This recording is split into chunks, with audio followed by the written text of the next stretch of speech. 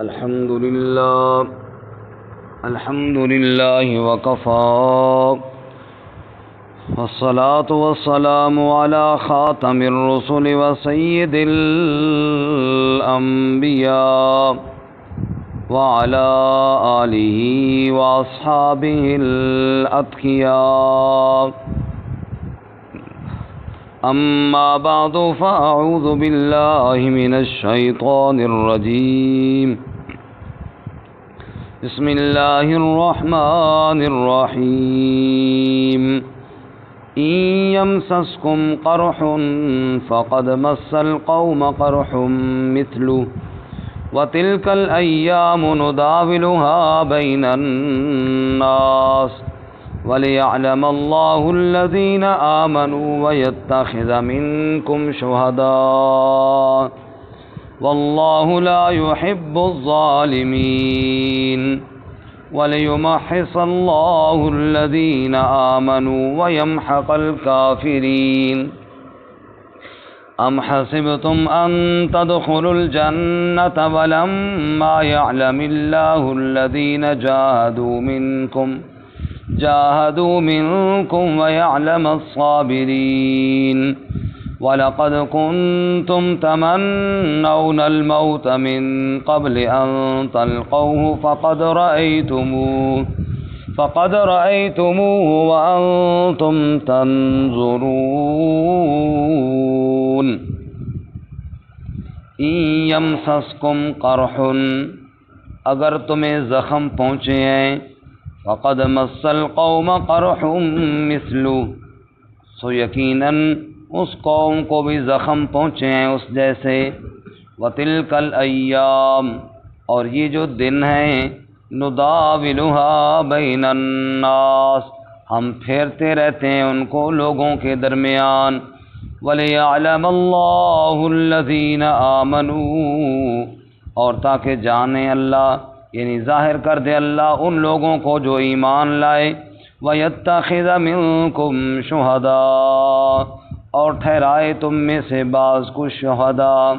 واللہ لا يحب الظالمین اور اللہ تعالی محبت نہیں کرتا ظالموں سے. وَلِيُمَحِّصَ اللَّهُ الَّذِينَ آمَنُوا اور تاکہ اللہ پاک کر دے ان لوگوں کو جو ایمان لائے. وَيَمْحَقَ الْكَافِرِينَ اور مٹا ڈالے کافروں کو. ام حسبتم کیا تم نے گمان کیا ان تدخلوا الجنہ کہ تم جنت میں داخل ہو جاؤ گے. ولما يعلم الله الذين جاهدوا منكم اور ابھی نہیں ظاہر کیا اللہ نے ان لوگوں کو جنہوں نے جہاد کیا تم میں سے. ويعلم الصابرين اور جانا صبر کرنے والوں کو. وَلَقَدْ كُنْتُمْ تَمَنَّوْنَ الْمَوْتَ مِنْ قَبْلِ أَنْ تَلْقَوْهُ اور یقیناً تم تمنا کرتے تھے موت کی اس کے ملنے سے پہلے. فَقَدْ رَأَيْتُمُوهُ پس یقیناً تم نے دیکھا اس کو. وَأَنْتُمْ تَنْظُرُونَ اور تم نظارہ کر رہے تھے. سبحان ربک رب العزت عما یصفون وسلام علی المرسلین والحمد للہ رب العالمین.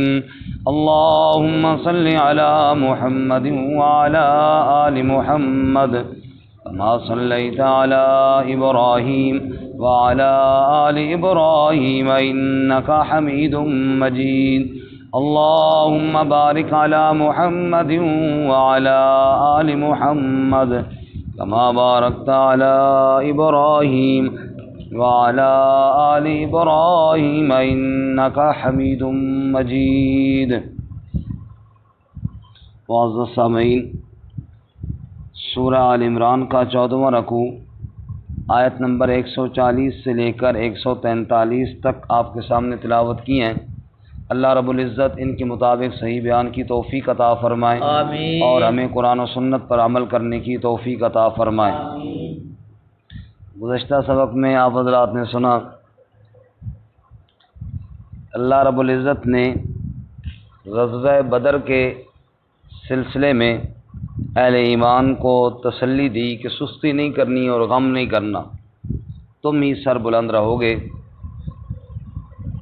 مختصر خلاصہ یہ سن لیجئے غزوہ احد کا کہ غزوہ بدر میں چونکہ کفار کو بڑی شکست ہوئی تھی اور منہ کی کھانی پڑی تھی، اور ابو جہل جو سرغنہ تھا وہ بھی وہاں مارا گیا، جس کی وجہ سے اہل مکہ کو، اہل شرک کو بہت صدمہ ہوا، اور حالت ان کی یہ ہوئی کہ وہ جی بھر کے رو بھی نہیں سکتے تھے شرم کے مارے، خوب رسوائی ہوئی ان کو۔ چنانچہ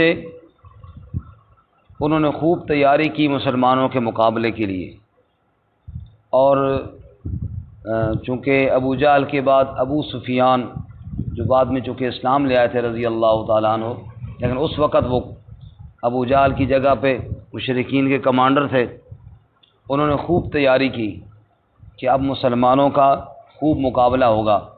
چنانچہ ٹھیک 1 سال بعد غزوہ احد ہوا، اور اس وقت مشرکین 3000 کا لشکر لے کر آئے۔ آپ کے علم میں ہوگا کہ غزوہ بدر میں 1000 تھا، یعنی کتنی انہوں نے محنت کی کہ 1000 کی جگہ پر 3000 کا لشکر لے کر آئے، جو اس وقت کے حساب سے بہت بڑا تھا۔ آپ نے یہ بھی جانتے ہیں کہ 313 تو مسلمان بدر میں مقابلے کے لیے تھے، اب مسلمانوں کے حساب سے یہ لشکر بہت بڑا تھا۔ رسول اللہ صلی اللہ علیہ وسلم کو جب اطلاع ہوئی کہ وہ 3000 کا لشکر لے کر ہمارے مقابلے میں، اور خوب پورا سال تیاری کی انہوں نے، اور اس حد تک تیاری کی کہ اس میں وہ عورتوں کو بھی ساتھ لے کر آئے تاکہ کوئی ہم میں سے بھاگے نہیں، غیرت کے لیے کہ اگر ہم بھاگیں گے تو ہماری عورتیں قبضے میں چلی جائیں گی، یعنی خوب تیاری کر کے آئے اور ڈٹ کے مقابلے کے لیے وہ آئے۔ اب مسلمانوں نے، رسول اللہ صلی اللہ علیہ وسلم نے مشورہ فرمایا ان حالات میں کیسے مقابلہ کیا جائے۔ 2 رائے سامنے تھیں، ایک رائے تو یہ تھی کہ مدینہ میں ہی ہم ٹھہریں، وہ مدینہ میں آئیں حملہ کریں اور یہاں ہم اندر رہتے ہوئے دفاع کریں، اور ایک رائے یہ تھی کہ مدینہ سے باہر کسی میدان میں جا کے ان کا مقابلہ کیا جائے۔ رسول اللہ صلی اللہ علیہ وسلم کی ذاتی رائے یہ تھی کہ مدینہ میں ہی ٹھہر کے مقابلہ کیا جائے، چونکہ ہمارے گھر ہیں، ہمارے بچے عورتیں محفوظ رہیں گی۔ اکثر صحابہ کرام کی رائے یہ تھی کہ باہر جا کے مقابلہ کیا جائے۔ اتفاق کی بات کہ منافقین میں عبداللہ بن ابی جو ہے، اس دفعہ اس کی رائے بھی رسول اللہ کی رائے کے مطابق تھی، اس کی رائے بھی یہی تھی کہ مدینہ میں ہی رہ کر مقابلہ کیا جائے۔ برکف چونکہ اکثریت کی رائے یہ تھی کہ باہر جا کے مقابلہ کیا جائے، تو آپ صلی اللہ علیہ وسلم اکثر دیکھتے جس طرف صحابہ کرام کی اکثر کی رائے ہے ادھر فیصلہ فرما دیتے، تو آپ نے فیصلہ فرما دیا ٹھیک ہے باہر جا کے مقابلہ کریں گے۔ چنانچہ 1000 کا لشکر لیا اور آپ مدینہ سے روانہ ہوئے۔ اچھا، اب تھوڑا آگے پہنچے، عبداللہ بن ابی چونکہ ویسے ہی بے ایمان آدمی تھا، وہ تو بظاہر تو مسلمانوں میں شامل تھا مشورے میں، لیکن کوئی مخلص تھوڑا ہی تھا۔ اب اس نے دیکھا 3000 کا وہ لشکر ہے اور 1000 یہ جا رہے ہیں، تو اس نے ایک اور چھرا گھونپا، اس نے اپنے 300 ساتھیوں کو تیار کیا کہ دیکھو ہماری بات نہیں مانی گئی، ہم نے کہا تھا مدینہ میں رہ کے لڑائی کریں گے، تو کیا ضرورت ہے ہمیں جانے کی، لہذا ہم واپس چلتے ہیں۔ چنانچہ 300 آدمی وہ لے کر واپس آ گیا، پیچھے رہ گئے 700۔ اور ہم نے یہ پچھلے صفحے میں پڑھا تھا، صفحہ نمبر 60 پہ آپ اگر دیکھیں تو آیت نمبر 122 میں، اذ ہمت طائفتان منکم ان تفشلا واللہ ولیہما، کہ 2 جماعتوں نے کمزوری دکھائی لیکن اللہ ان کا کارساز تھا۔ ان 700 میں سے بنو سلمہ اور بنو حارثہ وقتی طور پہ تھوڑے ان کی قدم بھی ڈگمگائے، جب دیکھا نا 300 لوگ واپس جا رہے ہیں تو یہ بھی تھوڑے کمزور پڑے، لیکن پھر اللہ نے ان کو ہمت دی اور یہ ڈٹ گئے۔ 700 برگف رہ گئے بندے، ادھر سے 3000 اور ادھر سے 700۔ میدان سجا، احد کے میدان میں رسول اللہ صلی اللہ علیہ وسلم نے ان 700 میں سے 500 تیر انداز، بیچ میں پہاڑ کے بیچ میں ایک درہ تھا، وہاں آپ صلی اللہ علیہ وسلم نے ان کو مقرر فرمایا، اور یہاں تک آپ نے فرمایا کہ تم نے اس درے کو چھوڑنا نہیں ہے جہاں تک کہ ہماری لاشیں گر جائیں اور آپ دیکھیں کہ پرندے نوچ رہے ہیں، پھر بھی تم نے ادھر ہی رہنا ہے۔ اب مقابلہ ہوا، پیچھے 650 رہ گئے تھے نا جی 650 مسلمانوں نے مقابلہ کیا، اور اللہ کی ایسی مدد آئی کہ پہلے ہی حلے میں کفار کے قدم اکھڑ گئے، اور مسلمانوں نے ان کو ایسا بھگایا کہ جناب وہ بھاگے وہاں سے میدان چھوڑ کر، اور اپنا مال جو کچھ تھا سب چھوڑ کر بھاگے۔ مسلمان تو خوش ہو گئے کہ اللہ کی مدد آ گئی اور فتح ہو گئی جیسے بدر میں ہوئی تھی۔ اب مسلمان کفار تو بھاگے، وہ مال غنیمت اکٹھا کرنے لگے۔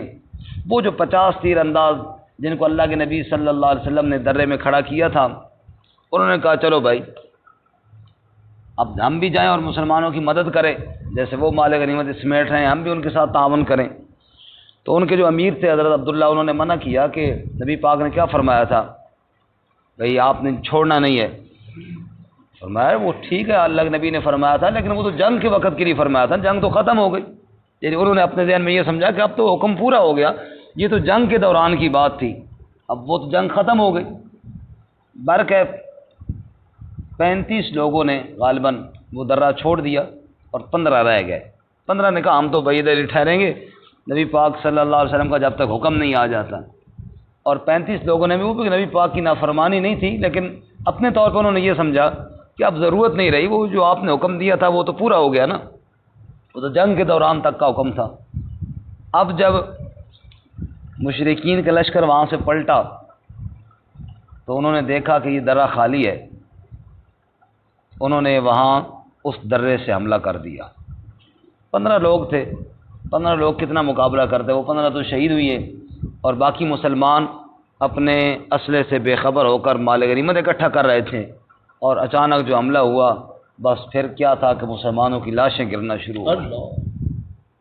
70 مسلمانوں کی لاشیں گری وہاں پر، خود رسول اللہ صلی اللہ علیہ وسلم زخمی ہوئے، آپ صلی اللہ علیہ وسلم کے چہرہ مبارک، پیشانی مبارک سے خون پھوٹا، آپ کے دندان مبارک زخمی ہوئے، اور آپ کھائی میں گرے، اور آپ صلی اللہ علیہ وسلم کے بارے میں یہاں تک مشہور ہوا کہ اللہ کے نبی شہید ہو گئے ہیں، جس کا ذکر انشاءاللہ کل والے سبق میں آئے گا۔ اور یہی وہ موقع تھا کہ جب ابو سفیان نے اعلان کیا کہ کیا اس قوم میں محمد صلی اللہ علیہ وسلم ہیں، تو آپ نے فرمایا خاموش رہو۔ پھر اس نے کہا کیا اس میں ابو بکر ہے، ابو قحافہ کا بیٹا ہے، خاموش۔ پھر کہا عمر ہے، خطاب کا بیٹا عمر بھی ہے، تو عمر کہتے ہیں میں نے بڑی اجازت چاہی لیکن اللہ کے نبی نے فرمایا خاموش رہو۔ تو وہ خوش ہوا اور اس نے کہا آج اولا حبل، حبل کی جیت ہو گئی آج۔ اللہ کے نبی نے فرمایا اب جواب دو۔ تو حضرت عمر نے پھر زور سے کہا اللہ اعلی و اجل، اللہ ہی بلند و بالا ہے اور اللہ ہی کی جیت ہے۔ خیر اب مسلمان چونکہ پہاڑ کی طرف گئے تھے تو یہاں پہ کفار میں پھر تھوڑی سی آپس میں بھی اختلاف ہوا تھا، وہ یہ کہ ابو سفیان کی رائے یہ تھی کہ اب ان کا پیچھا کرتے ہیں، پہاڑ پر چڑھتے ہیں اور جو بچے ہیں ان کو وہاں مارتے ہیں، چونکہ عمر نے جواب بھی دے دیا تھا، اور ان کے ذہن میں یہ بھی بات آئی کہ ابھی باقی ہیں تو ان کو چھوڑنا نہیں ہے، لیکن باقی نے کہا کہ وہ اوپر جائیں گے تو خطرہ ہے، پھر اوپر سے وہ حملہ کریں گے تو ہمارے لیے مقابلہ مشکل ہو جائے گا۔ اب یہ جو زخم لگے مسلمانوں کو اس غزوہ احد میں، اللہ تعالیٰ فرماتے ہیں ان یمسسکم قرح فقد مس القوم قرح مثلہ۔ اب یہ واقعہ اگر آپ کے ذہن میں ہوگا تو آیتیں صحیح سمجھ میں آئیں گی انشاءاللہ۔ اللہ فرماتے ہیں اگر تمہیں زخم لگے ہیں، یعنی اے مسلمانوں اگر تمہیں احد میں زخم لگے ہیں، فقد مس القوم قرح مثلہ، تو اس قوم کو بھی اس جیسے زخم لگ چکے ہیں، بدر میں ان کو بھی تو لگے ہیں نا، وہ تو ہمت نہیں ہارے، احد میں تیاری کر کے پھر آ گئے، تو تم نے بھی ہمت ہارنی نہیں ہے۔ وَتِلْكَ الْأَيَّامُ نُدَاوِلُهَا بَيْنَ النَّاسِ، اور یہ دن ہم پھیرتے رہتے ہیں لوگوں کے درمیان، دنیا میں ایسا ہوتا رہتا ہے، یہ ڈول ہے کبھی کسی نے زیادہ نکال لیے کبھی کسی نے کم نکالے، بظاہر کبھی کوئی غالب رہا کبھی کوئی غالب رہا، دنیا میں ایسا ہوتا رہتا ہے، حالات بدلتے رہتے ہیں۔ کبھی انسان تخت و تاج پہ ہوتا ہے اور کبھی انسان فقر و فاقے میں ہوتا ہے، کبھی صحت والی زندگی ہوتی ہے، کبھی بیماری والی زندگی ہوتی ہے، دنیا میں یہ حالات پھرتے رہتے ہیں۔ وَلِيَعْلَمَ اللَّهُ الَّذِينَ آمَنُوا، اور اس کا ایک مقصد یہ بھی تھا تاکہ اللہ ظاہر کرے، لفظی معنی تو یہ تاکہ اللہ جان لے، تو اللہ تو جانتا ہے، مطلب یہ کہ اللہ ظاہر کرے ایمان والوں کو۔ ایسے موقع اور مشکل گھڑی میں خالص ایمان والوں کی پہچان ہوتی ہے۔ اس موقع پر کون جو ہے اللہ کے نبی صلی اللہ علیہ وسلم کا ساتھ دیتا ہے۔ وَيَتَّخِذَ مِنْكُمْ شُهَدَاءَ، اور تم میں سے بعض کو شہداء بھی تو بنانا تھا نا، اس کے لیے بھی اللہ تعالیٰ نے یہ نظام فرمایا۔ آخر کوئی شہید ہوں گے تو ہی ان درجات پر پہنچیں گے نا جو اللہ تعالیٰ نے شہداء کے لیے تیار کیے۔ وَاللَّهُ لَا يُحِبُّ الظَّالِمِينَ، اور اللہ ظالموں سے محبت نہیں کرتا، مطلب اللہ کی محبت ہے اہل ایمان سے ہی، اس میں کوئی شک نہیں۔ اور یہ بھی نہیں کہ اللہ تعالیٰ اہل ایمان سے ناراض ہو گیا اور مدد واپس کر لی، یہ اللہ تعالیٰ کی حکمت تھی کہ تھوڑی تکلیف بھی آنی چاہیے اہل ایمان پر۔ وَلِيُمَحِّصَ اللَّهُ الَّذِينَ آمَنُوا، اور تاکہ اللہ ایمان والوں کو پاک کر دے، یعنی جیسے عبداللہ بن ابی اپنے ساتھیوں کو لے کر نکل گیا تو ایمان والا لشکر پاک ہو گیا، اور جیسے حالات آئے، دکھ آئے، اور انسان دکھوں میں اللہ رب العزت اس کو گناہوں سے پاک کرتے ہیں۔ حدیث پاک میں نہیں آتا مومن آدمی کو کانٹا بھی چبھتا ہے نا تو اللہ اس کی وجہ سے بھی اس کے گناہوں کو معاف کرتے ہیں۔ یہ جو دکھ آتے ہیں، جو تکلیفیں آتے ہیں دنیا میں، یہ پاک کرنے کے لیے آتی ہیں، گناہوں کو مٹانے کے لیے اور صاف کرنے کے لیے آتی ہیں۔ تو ارشاد فرماتے ہیں وَلِيُمَحِّصَ اللَّهُ الَّذِينَ آمَنُوا، بھئی ایک کانٹا چبھے تو گناہ بخشے جاتے ہیں، جب لاشیں گریں اور بازو کٹے تو پھر کتنے بخشش ہوئی ہوگی۔ اس لیے اللہ فرماتے ہیں تاکہ اللہ پاک کر دے ایمان والوں کو۔ وَيَمْحَقَ الْكَافِرِينَ، اور کافروں کو مٹا ڈالے۔ یہ کفار کا یہ جو روب تھا یہ وقتی تھا، اور ان کو اللہ رسوا کرے گا اور ان کو اللہ تعالیٰ ذلیل فرمائے گا۔ باقی رہی بات کہ جنت میں جانے کے لیے قربانیاں تو دینی پڑتی ہیں، جنت میں جانے کے لیے قربانی دینی پڑتی ہے۔ ڈاکٹر صاحب کانٹا چبھا ہے نا، بخشش ہو گئی ہوگی ذرا چبھا ہے، صحیح کانٹا چبھا ہے۔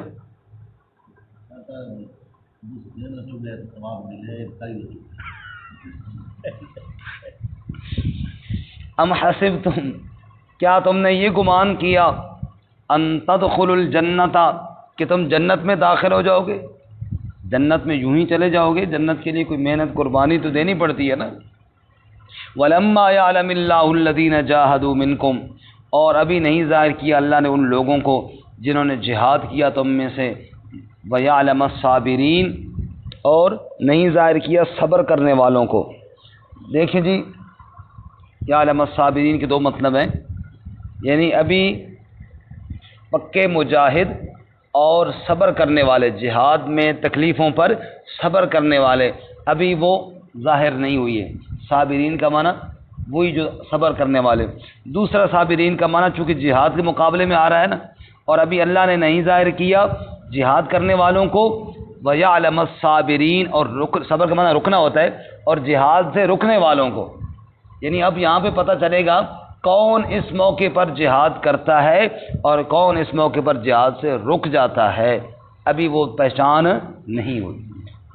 اور صحابہ کرام تو تھے ایسے موقع پر جب رسول اللہ صلی اللہ علیہ وسلم نے اعلان فرمایا، لوگو انا النبی لا کذب انا ابن عبد المطلب، جس طرح اس میں کوئی شک نہیں کہ میں عبد المطلب کا پوتا ہوں، اس طرح اس میں بھی کوئی شک نہیں کہ میں اللہ کا سچا نبی ہوں۔ تو مخلص صحابہ نے نعرہ لگایا، نحن الذین بایعوا محمدا علی الجہاد ما بقینا ابدا، ہم نے محمد صلی اللہ علیہ وسلم کے ہاتھ پر بیعت کی ہے، جب تک جسم میں جان رہے گا ہم کبھی جہاد کا راستہ نہیں چھوڑیں گے۔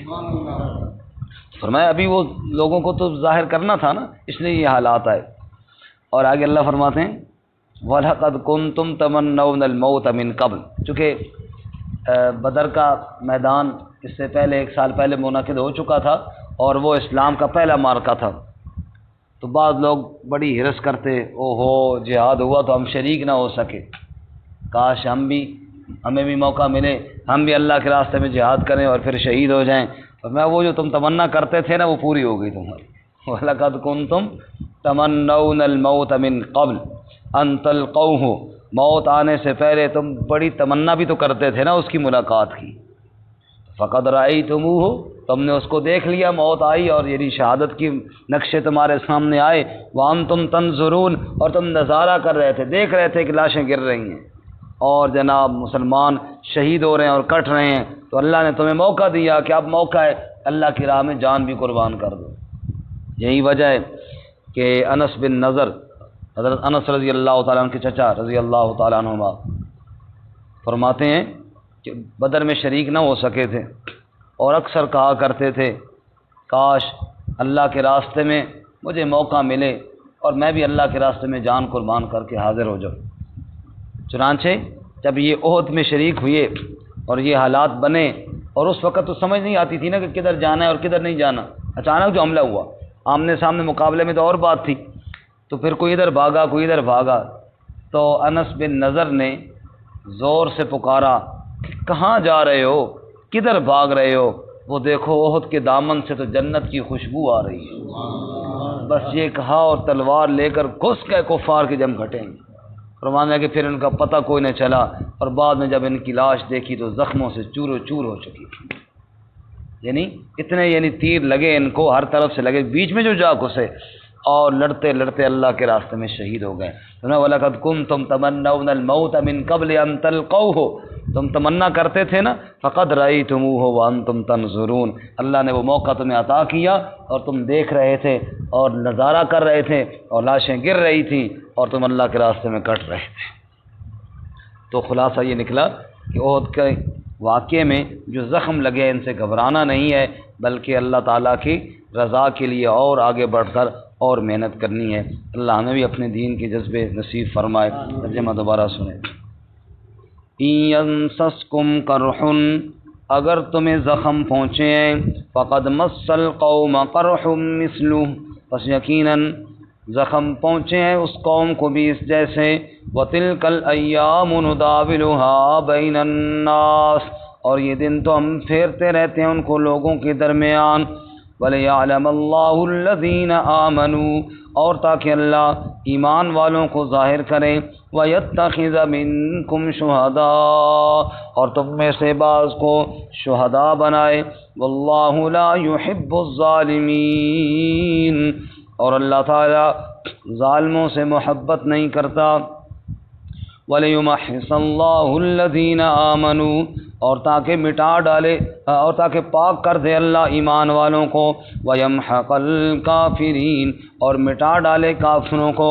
أَمْ حَسِبْتُمْ أَن تَدْخُلُوا الْجَنَّةَ، کیا تم نے گمان کیا کہ تم جنت میں داخل ہو جاؤ گے؟